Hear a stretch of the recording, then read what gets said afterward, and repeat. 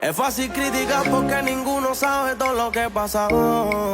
Ninguno se imagina cómo yo he sufrido, cómo he llorado. Me siento tan feliz con lo poquito que hasta ahora yo he logrado. Le doy gracias a Dios por todas las bendiciones que me ha regalado. Yo empecé con 15 y nadie me apoyó.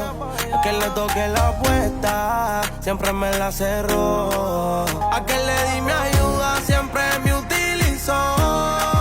Y la esperanza de mí